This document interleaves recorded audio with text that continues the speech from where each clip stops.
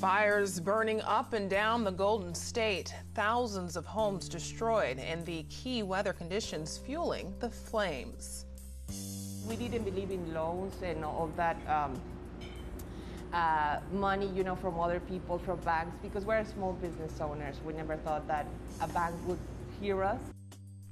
Never giving up. Small businesses in San Diego that are finding new revenues for support. I'm here at the San Diego Asian Film Festival at the Ultrastar Cinemas, and you can find martial arts in 3D, mystery kung fu theater, and great food. KPBS Evening Edition starts now.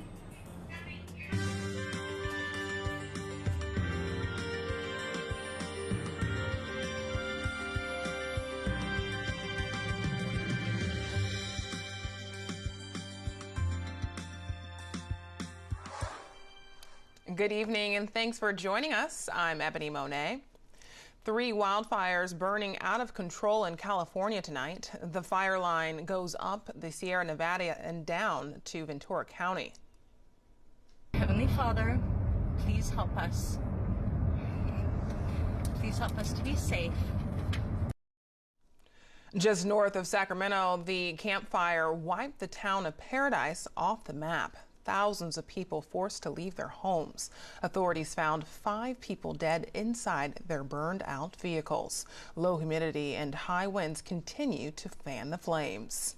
The reason for that was the winds were pushing that fire, but they were also pushing those embers that fire caused, causing spot fires well out ahead of this main body of the fire. Those embers will start a fire. I'll guarantee every one of those started a fire due to the fuel being so receptive to fire.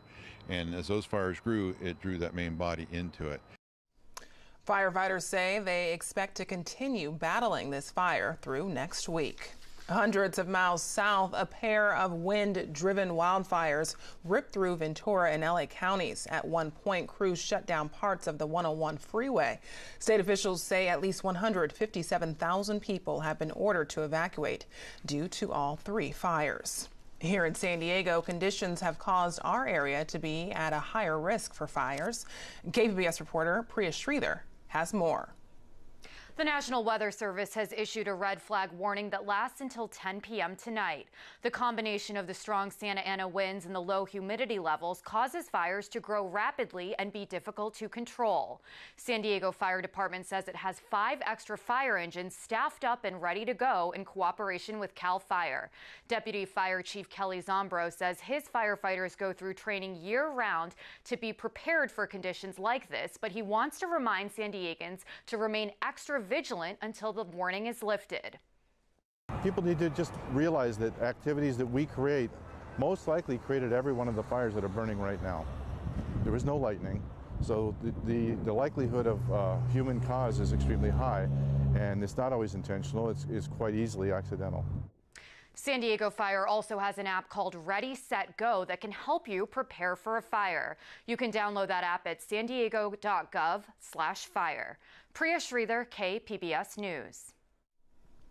Santa Ana winds are fueling the fires. We're seeing fire weather conditions all over Southern California, including here in San Diego. Dajia Swad has more on today's red fire warning.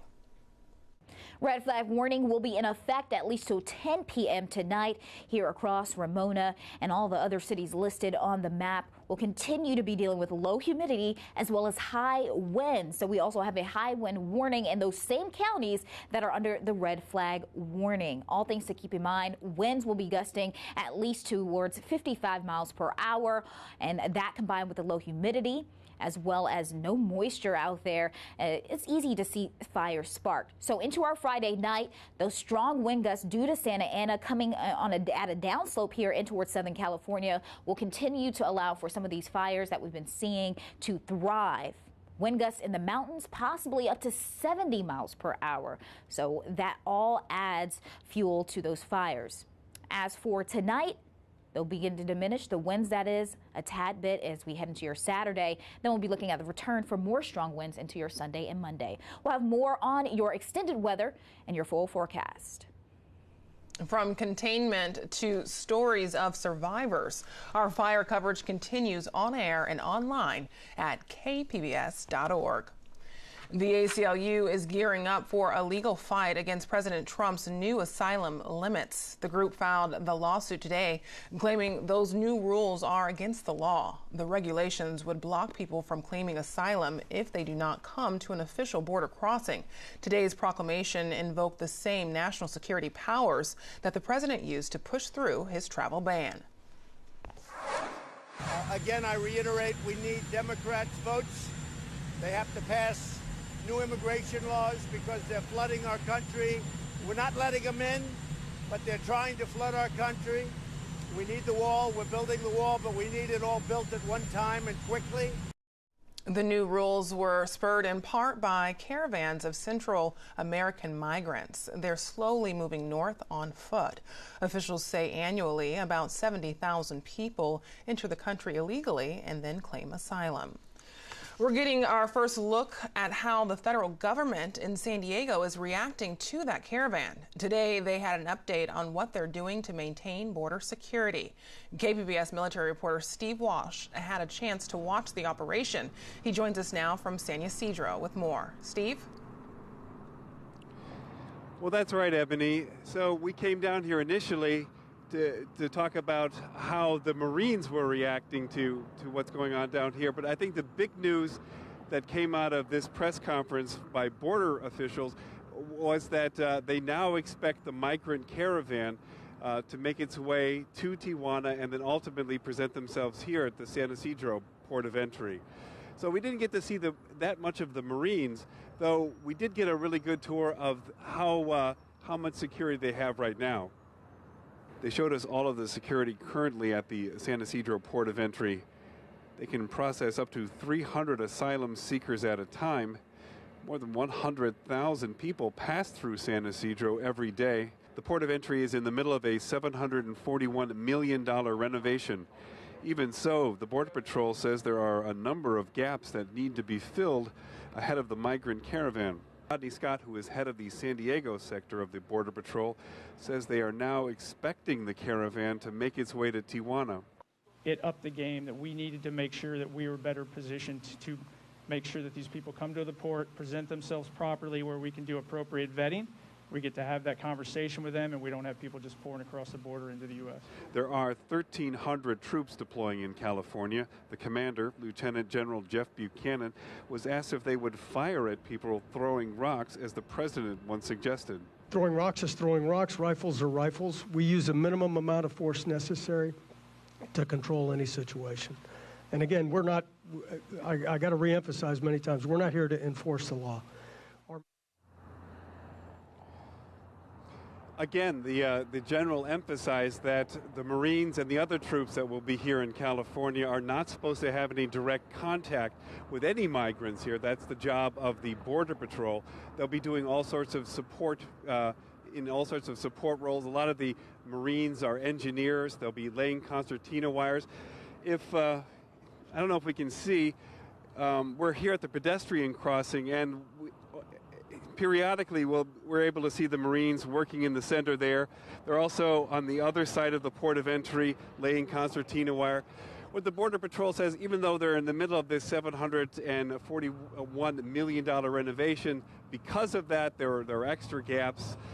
So they need the Marines here to perform these sort of like fairly mundane tasks like laying concertina wire. They're also going to have various camps set up along the border for the Marines, so that even though they have 250 MPs here from Fort Hood, their job will be to guard the Marines and their equipment down at the border. Reporting from the San Ysidro port of entry, Steve Walsh, KPBS News. Thanks, Steve. Law enforcement has not determined a motive for this week's deadly shooting in Thousand Oaks. A Marine who served with the shooter in Afghanistan believes PTSD may have been a factor.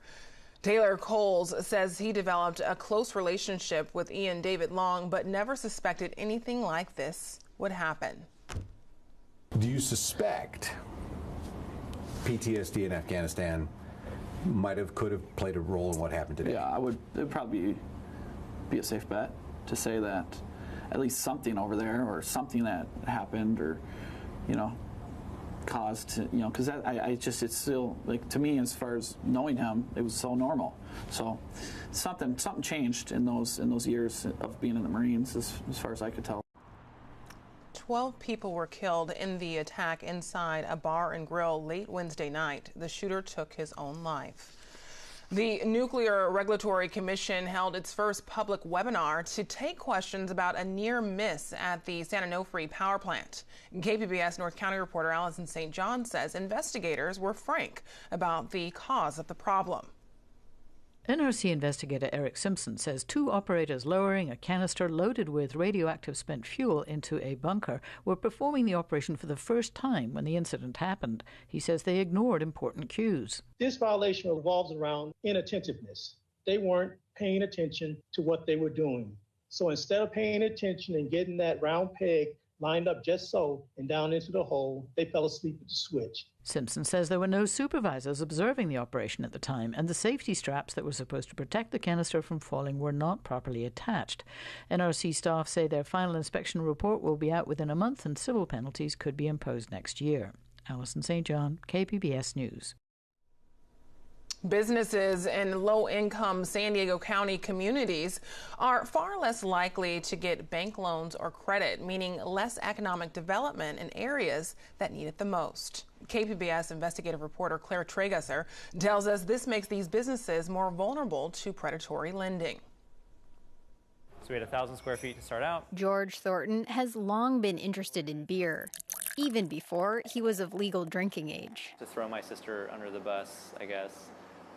She would help me procure some beers from time to time, and I started getting kind of picky on those beers. Thornton opened the Home Brewer, a beer brewing supply store in North Park, and then in 2014 decided to expand it to brew beer as well.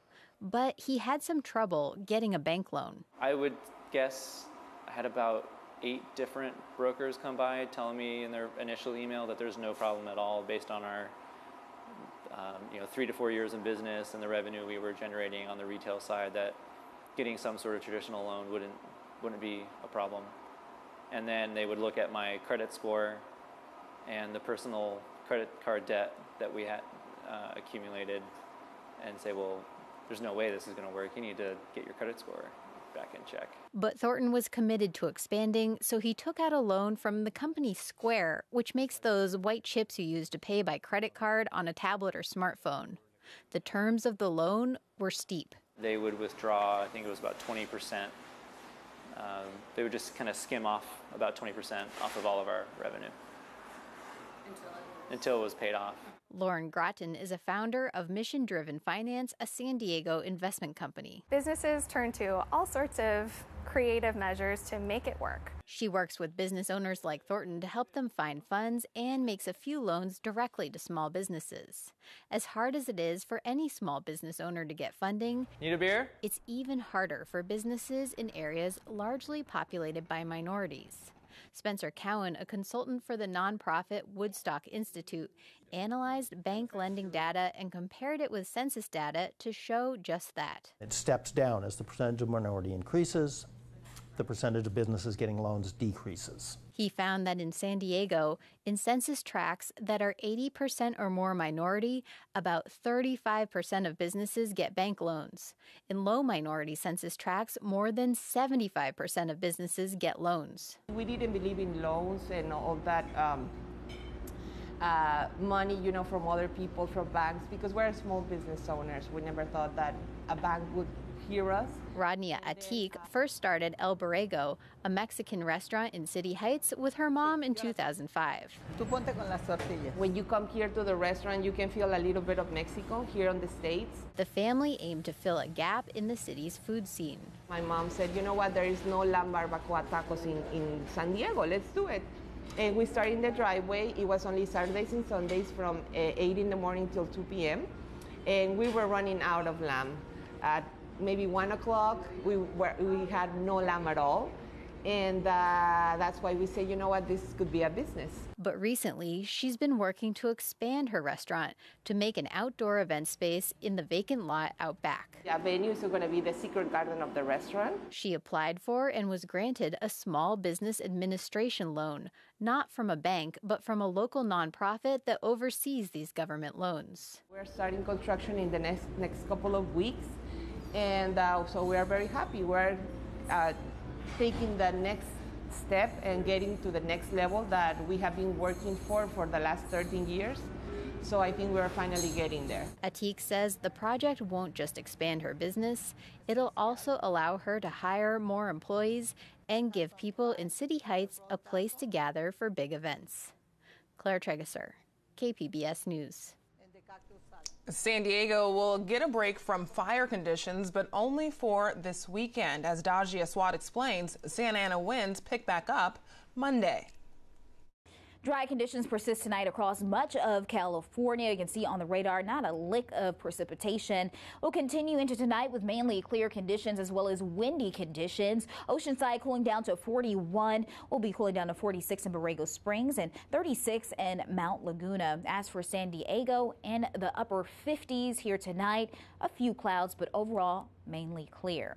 As we head into this weekend, winds will ease on up, and that's the good news. But we'll still be on the mild side, some cooler air back and toward the Four Corner regions. This is going to be a tranquil Saturday as those winds ease up, but we could see them restart themselves, that Santa Ana effect, as we head into your Sunday and Monday. But as we make it through your Saturday, we're topping off at 77 in Oceanside, as well as in San Diego. Borrego Springs topping off at 80 degrees, and towards Mount Laguna, a high of 60. Looking at a dry forecast here across Southern California. Early week still in that dry zone, but we notice high pressure building on in, and that allows for that offshore flow to get started again. So something to be aware of. Out towards the eastern half of the U.S., going to be looking completely opposite, more wet weather for the southeast. Here at home, the coast will be in the 70s for your extended forecast. Plenty of sunshine extending into early week. And inland, also looking at sun continuing to blaze on through. Topping off in the lower 80s, cooling down into the 40s for your Saturday and Sunday, then into the lower 50s for the early week. Now into the mountains, you're definitely going to notice that change in winds. So diminishing tonight into your Saturday, then trying to pick back up into your Sunday as well as into your Monday, but keeping the sunshine going. Notice a tad bit cooler here, not in the 60s, but in the upper, even into the mid 50s out towards that region. Deserts will also be noticing a cool down, no longer in the 80s, heading into the 70s for your extended forecast, and noticing winds into early week. Back to you. Today at San Diego Continuing Education, staff members held a resource fair for veterans and their families. Veterans tell KPBS News they're grateful for the support. It's an honor and a privilege to have served in the U.S. Marine Corps. It's an honor and a privilege to be a veteran here in the United States. It's good to be appreciated, you know. We hear all the time, thank you for your service. But when you actually get together like this, when they actually prepare foods for us so we can actually sit in and talk among ourselves, it's really interesting. It's really, you know, we're thankful. Nearly 14,000 service members, veterans, and family members are enrolled in this system.